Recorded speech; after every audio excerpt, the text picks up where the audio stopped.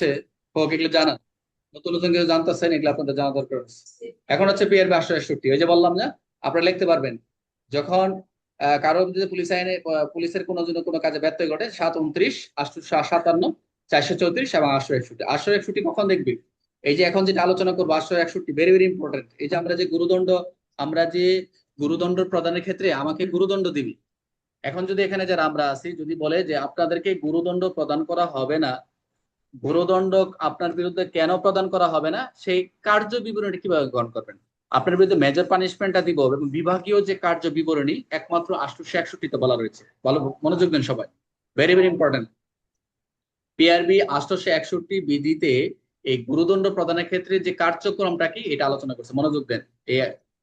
এটা আমরা যারা বিভাগীয় মামলার সাথে সম্পৃক্ত, যারা বিভাগ তদন্ত করছি এবং যারা বিভাগীয় মামলা অলরেডি আপনারা অনেকে তদন্তের সাথে সম্পৃক্ত হয়ে গেছেন, অনেক বিভাগীয় মামলা হয়েছে, তো এটা আপনারা বুঝবেন। এই বিভাগীয় মামলাটা রুজু করবে কিভাবে, এটার কার্য বিবরণীটা এটা লেখছে যে কারো বিরুদ্ধে যদি বিভাগীয় মামলা করতে হয় এখানে কি কি রয়েছে একটু মনোযোগ দেন, এটা খুব ইম্পর্টেন্ট।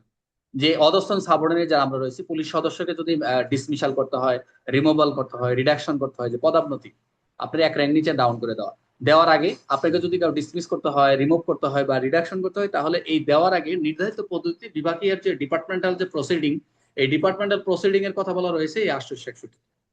মনোযোগ দিন, এটা আপনাদের কিছু শিকার আছে, যারা যারা কাজ করছেন প্র্যাকটিক্যাল তারা তাদের জন্য সহজ হবে।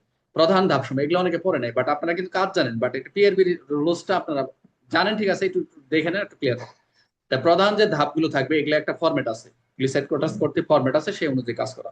কার্য বিবরণী রয়েছে যে প্রথম আপনার মামলা হবে এবং মামলাটা দেওয়ার মামলা বলতে কি আপনার বিরুদ্ধে একটা অভিযোগ গঠন করা হবে।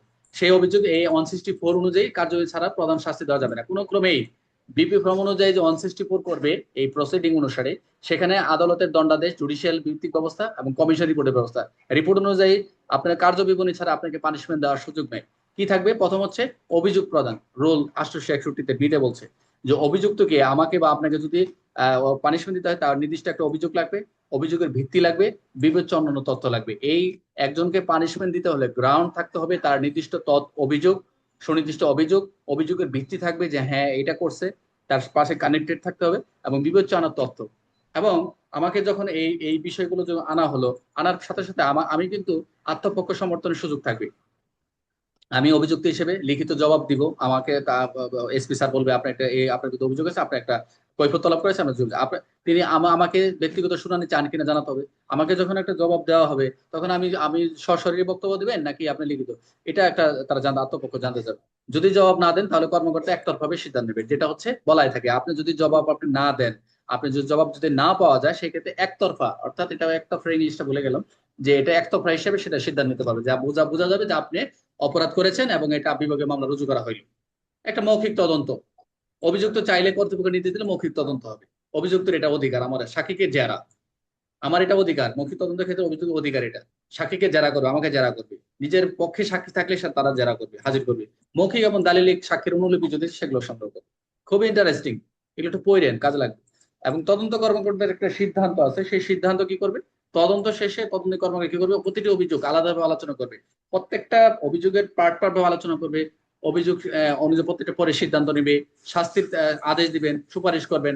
এটা একটা ফরম্যাট আছে, ফরম্যাট অনুযায়ী যারা তদন্ত করছেন তারা জানেন। ব্যক্তিগত শুনানি, শাস্তি প্রদানের পূর্বে ক্ষমতা সম্পন্ন যিনি থাকবেন অভিযুক্তের আবেদন ব্যক্তিগতভাবে শুনানি দিবেন। তদন্তকারী কর্মকর্তা নিজেই চূড়ান্ত আদেশ দিবেন, আলাদাভাবে শুনানির প্রয়োজন নেই, তিনি নিজেই দিবেন। যখন তার প্রত্যেক পয়েন্ট আকারে যে তথ্যগুলো দরকার সেগুলো নেবেন এবং সেই ফরম্যাট অনুযায়ী কার্যকর। শোকজ নোটিশ, যদি প্রস্তাবিত যদি মনে হয় যে শাস্তি হয়, dismissal, removal, reduction in rank, সেক্ষেত্রে তাহলে তদন্ত রিপোর্টের কপি দিয়ে অভিযুক্ত কারণ দর্শানোর সুযোগ দেবে যে আপনার বিরুদ্ধে তো র্যাঙ্ক ডাইভার্সন করা হবে, আপনার রিমুভ করা হবে, ডিসমিস করা হবে, কেন নিয়োগ করা হবে না, আপনি এই অপরাধের সাথে তখন কারণ দর্শানোর সুযোগ দিতে হবে, তখন সে যুক্তি খণ্ডাবে। তো সুগজের ব্যতিক্রম আছে, যে যে ক্ষেত্রে কোন অবস্থায় সুগজের প্রয়োজন নাই, যে ফৌজদারি মামলা যদি দোষী হয়, ফৌজদারি মামলা আদালতে যদি দোষী সাব্যস্ত হয় সেটা আর সুগজ করা কি দরকার, শাস্তি দিয়ে দিচ্ছে।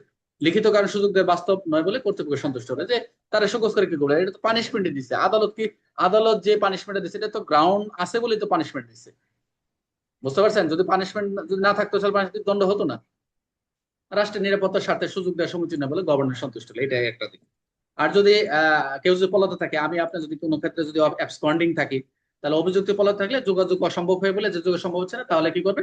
এই এই যে যেতগুলা বিধান বললাম, যে যত আলোচনা করলাম এ থেকে এগুলো কোনো প্রয়োজন নাই, নাও করা যেতে পারে, কারণ পলায় আছেন, আপনাকে কোথায় আপনাকে সকোজ করাবে, আপনি কোথায় শুনানি করবেন, পলায় আছেন, এক্সট্রন্ডিং হয়ে আছেন। তা অনুপস্থিতির বিধানটাও রয়েছে। তাই সাময়িক বরখাস্ত, সাসপেনশন আদেশ উল্লেখ থাকবে, অ্যালাউন্স থাকবে তো, সাসপেনশনের প্রত্যাহারের আদেশ উল্লেখ থাকবে, সময় চাকরিটি হিসেবে গণ্য হবে কিনা, কত বেতন প্রাপ্য হবেন সাসপেনশনের ক্ষেত্রে, এগুলো উল্লেখ থাকবে। শাস্তির আদেশ যদি দেয়, জেলা অর্ডার বয়ে, যে এই শাস্তি কোন কোন বইয়ে উল্লেখ হয়, জেলা অর্ডার আদেশ আমরা পড়েছিলাম, পড়ছিলাম না 798 না কত পড়ছিলাম, জেলা অর্ডার বইয়ে নথিভুক্ত করতে হবে, অভিযুক্ত আদেশ বইয়ের কপি দিতে হবে, প্রাপ্তি স্বীকার করাতে হবে যে এটা এটা আপনাকে আপনার পানিশমেন্ট দিয়েছে, এগুলো অধিকার থাকবে। এবং এটা কোথায় লিপিত থাকবে, যে আপনার বিরুদ্ধে যদি পানিশমেন্ট হয় এটা কোথায় লিপিত থাকবে, সার্ভিস লিপিত থাকবে, কার্যবিরোধ নাম্বার থাকবে, অপরাধ থেকে শাস্তি কি শাস্তি দিলে এগুলো সার্ভিস লেখা থাকবে। এবং আমাকে যে দেওয়া হলো এই যে কপি, আমাকে যে শাস্তি দিলো এটা রেকর্ডের কপিটা আমাকে আমি পাওয়ার অধিকার রাখি, নির্দিষ্ট ফি জমা দিয়ে রেকর্ড জমা দিয়ে, ফি কথা আমরা ফি লাগে না, দেওয়া যায়। শাস্তি যদি সংশোধন হয়, যে আপনি বিচার বা যেটা দিছে আপনি আপিল করতে পারবেন, যে ডিআইজির কাছে সংশ্লিষ্ট ডিআইজির কাছে আপনি মনে হয় যে এসপি আপনি এটা এটা সন্তুষ্ট না, এটা আপনি আপিল করে দিবেন।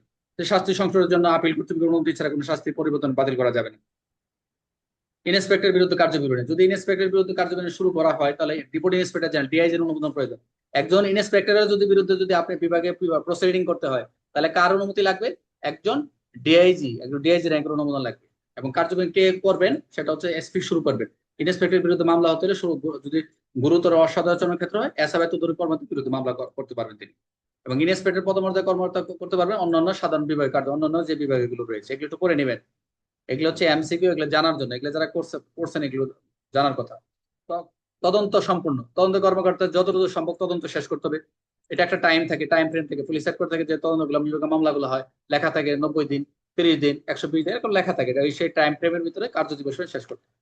এবং সাসপেনশন থাকলে দ্রুততার সঙ্গে শেষ করতে হবে। যদি আহ, দ্রুত সময় অনুযায়ী আসামি বা অভিযুক্ত কোথায় আছে বা সাসপেনশন আসে কিনা সেগুলো এগুলো শেষ করে। তা মোটামুটি এখানে যেটা দেখলাম যে 861, অর্থাৎ একটা বিভাগীয় যে প্রসিডিং, আপনার বিরুদ্ধে যে মামলাটা হয়, মামলা হওয়ার পরে যে পরবর্তী কার্যক্রম গুলো হয় এটা ফরম্যাট এক তদন্ত করে কর্মকর্তা এবং গ্রহণ করেন। এই ছিল মোটামুটি 861। সময় লেগে গেল, একটু পরে নিয়ে ভালো লাগবে, এগুলো দরকার আছে, অনেক অফিসে কাজ করবেন, এগুলো লাগবে।